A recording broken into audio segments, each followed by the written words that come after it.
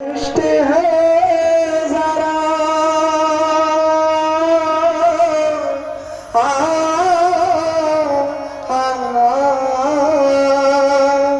तेरे कोमल बदन दुख नहीं सहना, तेरे कोमल बदन दुख नहीं सहना।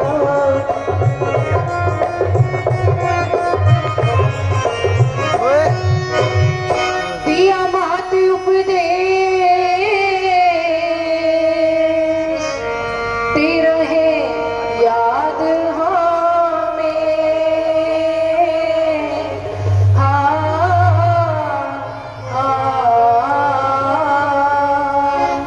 सदा स्वामी जी दे चरना दे विच रहना, सदा स्वामी जी दे चरना विच रहना।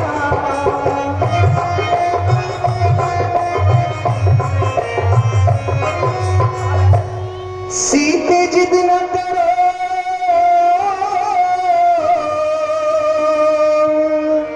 ते कुछ ख्याल करो,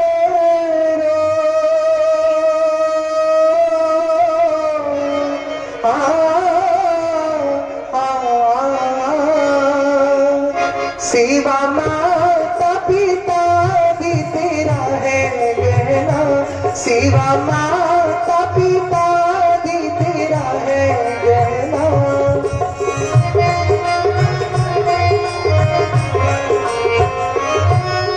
जिथे स्वामी जी उथे दुख ना संता,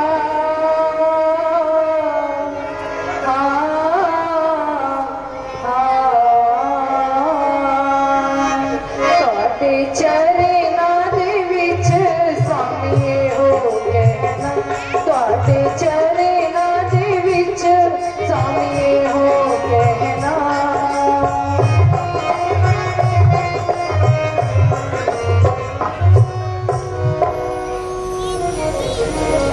सीते,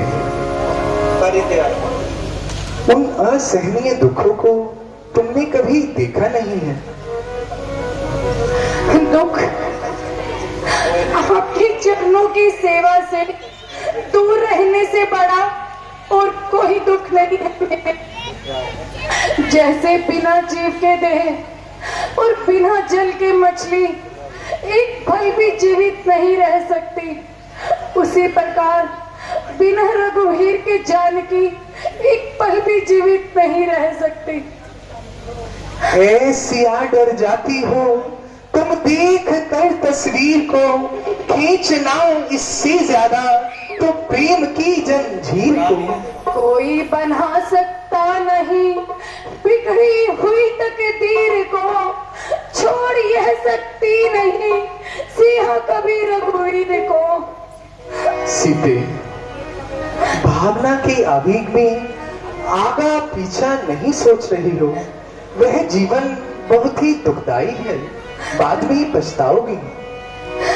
दुखदाई दुखदाई तो आपका वियोग है प्रभु।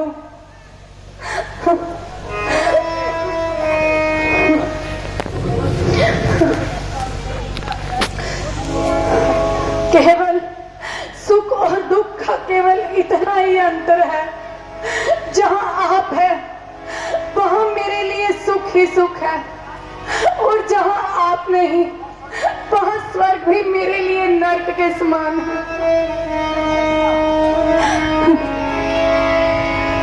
जिस पथ पे चला उस पथ पे मुझे आंचल तो बिछाने दे, साथी ना समझे कोई बात नहीं, मुझे साथ तो आने दे, मुझे साथ तो आने दे।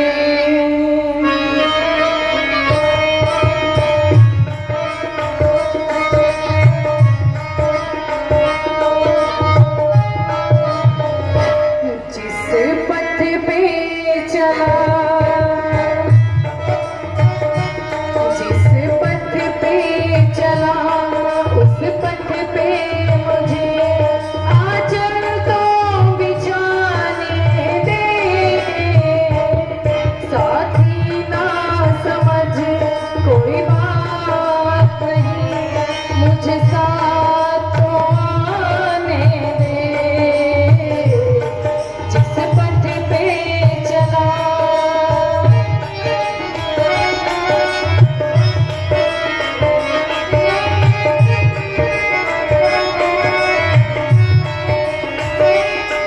जीवन की कदर फिर तुझको साथी की जरूरत होगी, साथी की जरूरत होगी। दिया कैसे जलेगा अकेले, बाती की जरूरत होगी, बाती की जरूरत होगी। मैं बनूंगी प्यार, मैं बनूंगी प्यार तेरे पथ का दिया, दिया पथ पे जलाने दे, साथी ना समझ कोई बात नहीं, मुझे साथ तो आने दे, मुझे साथ तो आने दे, मुझे साथ तो आने दे। बेटा राम, तू मुझे स्त्री धर्म का पाठ पढ़ा रहा था ना, कि स्त्री का सर्वस्नेह कि पति के चरणों में होता है, तो सीता के लिए ये अलग क्यों? मेरे लाल, माँ, वनवास स्त्रियों के लिए नहीं है। प्राणनाथ, यदि आप मुझे अपने साथ नहीं ले जाना चाहते तो आपको एक दिन और रुकना पड़ेगा। पर क्यों सीते? मेरी चिता को अग्नि कौन देगा? सीते, ये तुम क्या कह रही हो? बेटा राम, अगर तुम सीता के प्राणों की रक्षा चाहते हो तो इसे अपने साथ ले जाओ, मैं अकेली रह लूंगी। अच्छा तो सीते, चलने की तैयारी करो।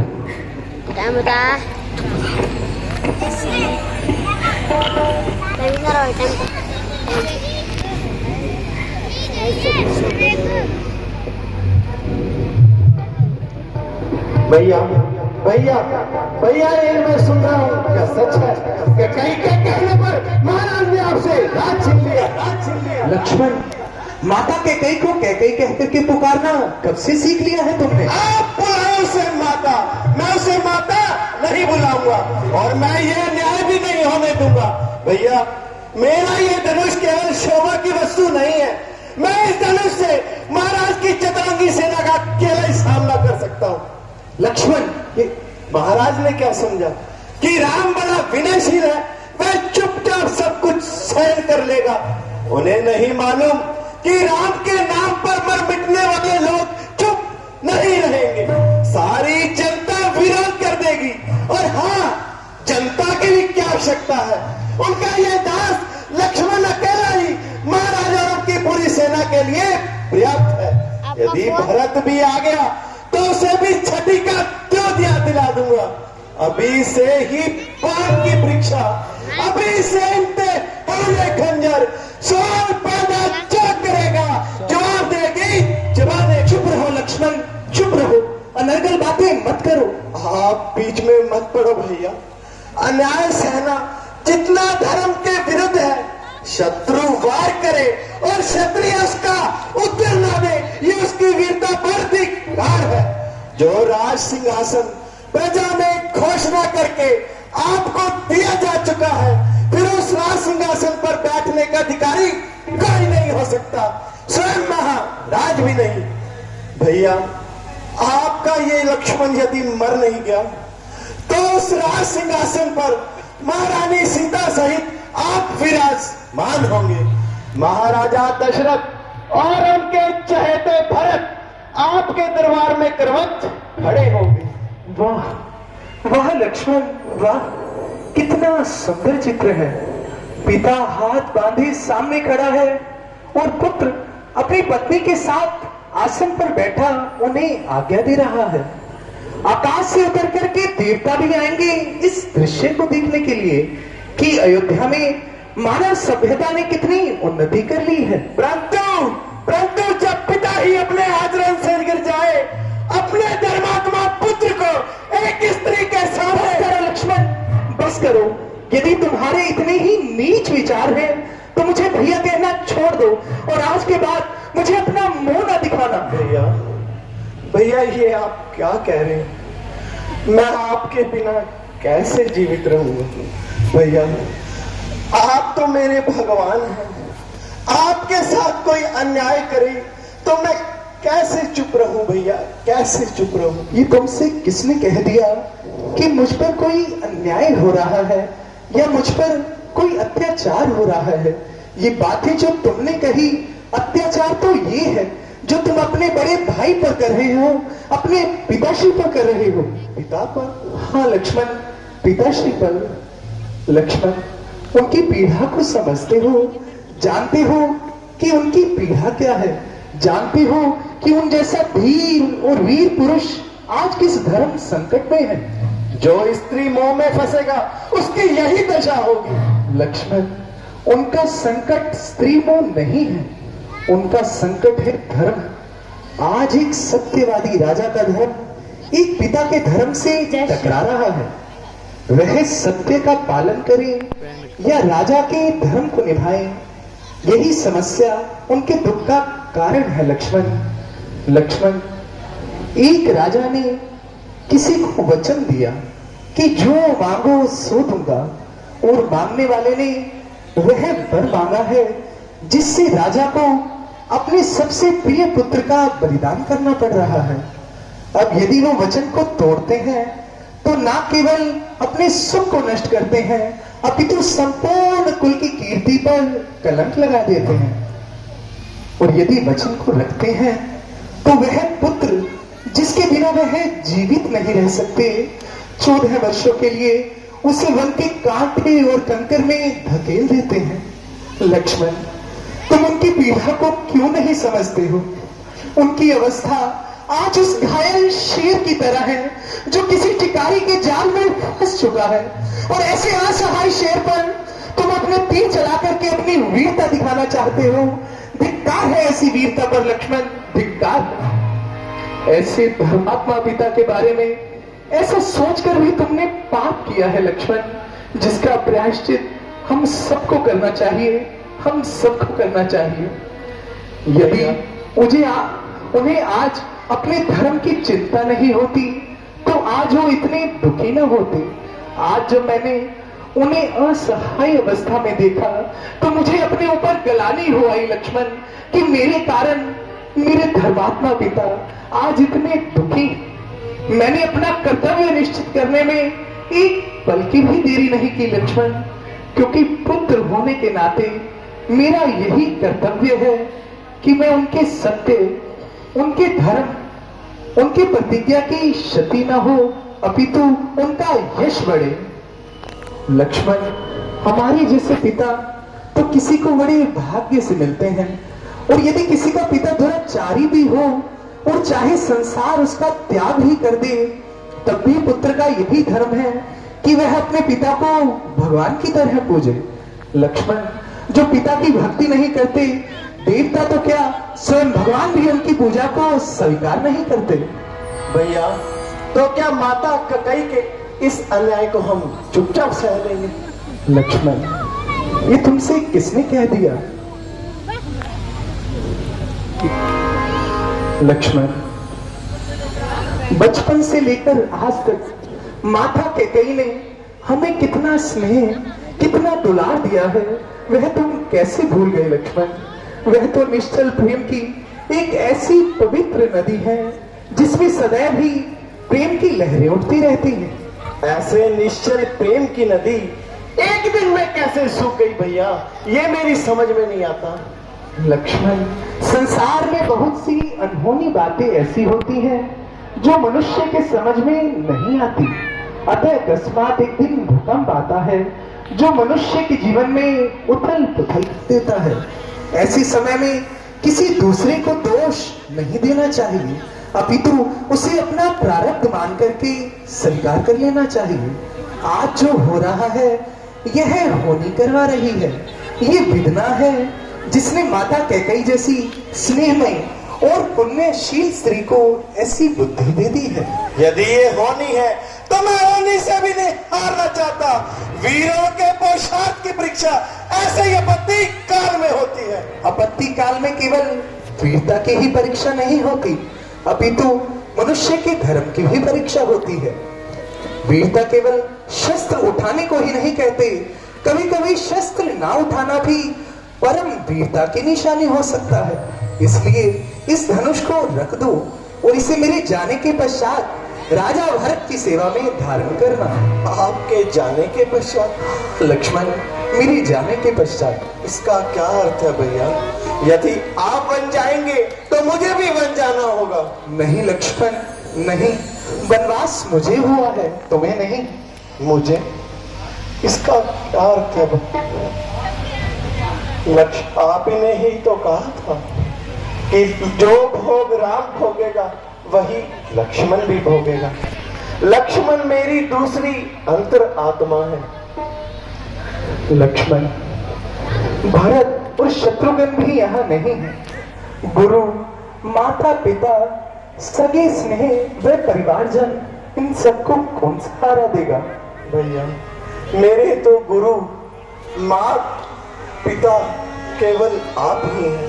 मेरा धर्म, कर्म, गति, सदगति केवल आप में ही नियत है भैया। आपसे तो लग मैंने कभी अपनी कल्पना भी नहीं की भैया।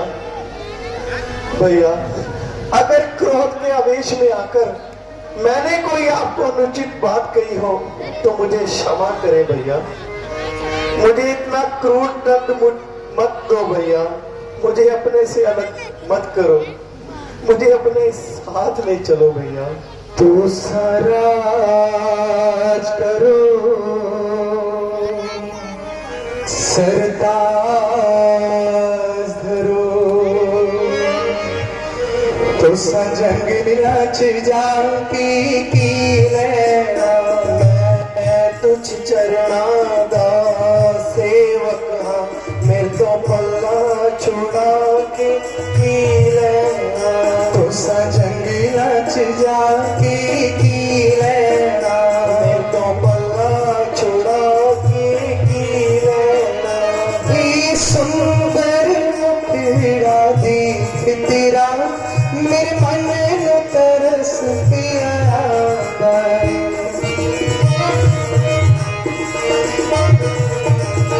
ये सुंदर मुखड़ा देख तेरा, मेरे मन में तरस पिया बाई। की ले आज मेरा बिच जाके, मेरा मन होता घबराता। इस चंचल सुंदर मुखड़ी दे तो सबस मेरा माँ की पी लेना। मैं तो पल्ला छोड़ा के पी लेना। तो सजंग अच जाके की लेना। जिनो बिरला की राज मिले और तू साजया महाराज मिले।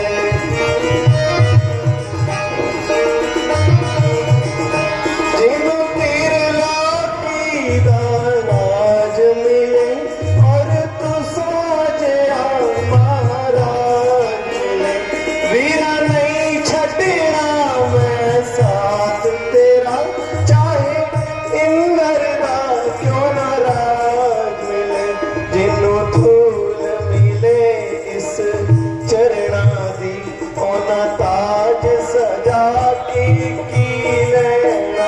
तो सजंगे नच जाती की नैना मैं तो पल्ला छुड़ा के की नैना तेरी रंगली जवानी भीड़ आवी एवे जंगलां दे विच भुल जाएगी।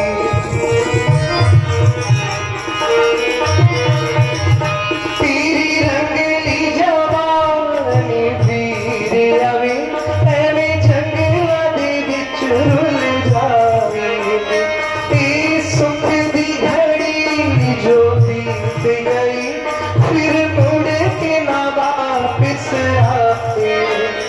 जो विधि में लिखिया हो रवि असा हंजू बहा के पी लेना मैं तो पल्ला छुड़ा के की नैना तो सजंग लच जाती की लेना। जा वीर प्यार जा तुर जा दिल राज बना ले अपना तू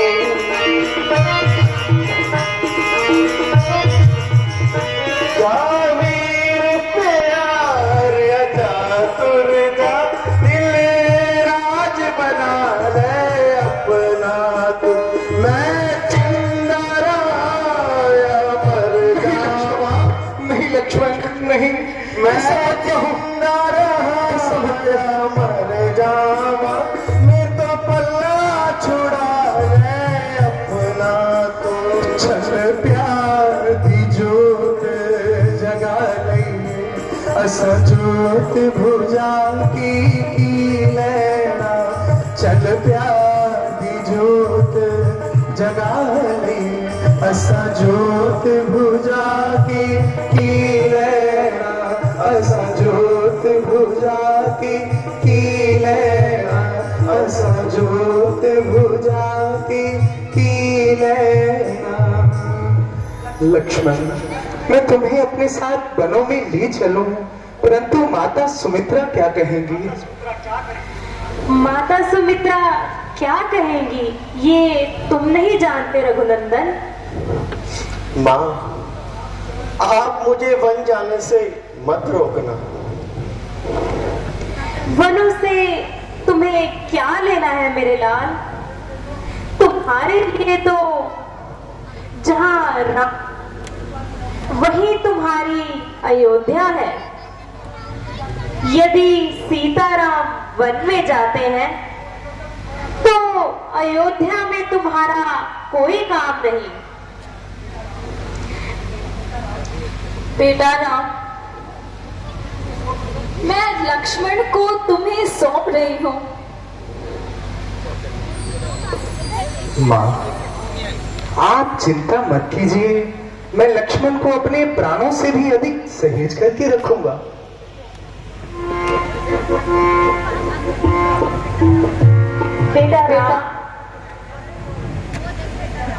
बेटा राम मेरी भी एक नसीहत सुन लो। अगर अयोध्या वापस आना तो तीनों आना, अकेले मत आना।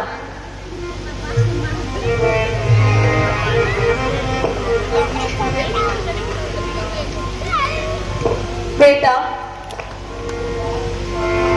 यदि हो बाल भी बांका तो भाई की सेवा में लगा देना।